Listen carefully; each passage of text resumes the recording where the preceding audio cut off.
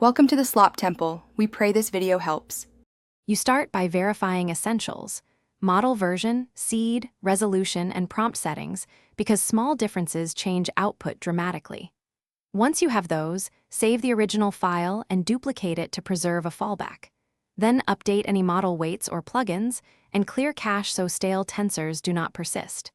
Make sure to restart the GPU session or tool to apply updates. This lets you test changes in a clean environment and avoid chasing bugs caused by outdated components or corrupted caches. Once done with setup, iterate on the prompt and parameters systematically so you learn cause and effect.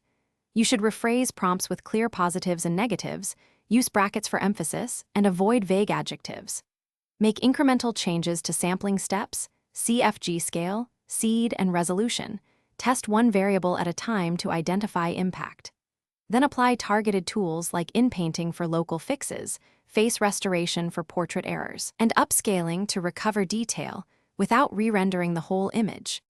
To finish, compare your render variants, pick the best seed, and document the exact prompt and settings so you can reproduce the result. Then perform post-processing like color grading, local dodge and burn, denoising, and careful sharpening to refine edges.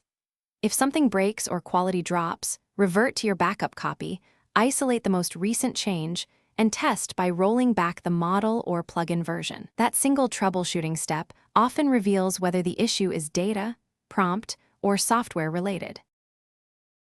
Thanks for watching. Consider subscribing if we helped you.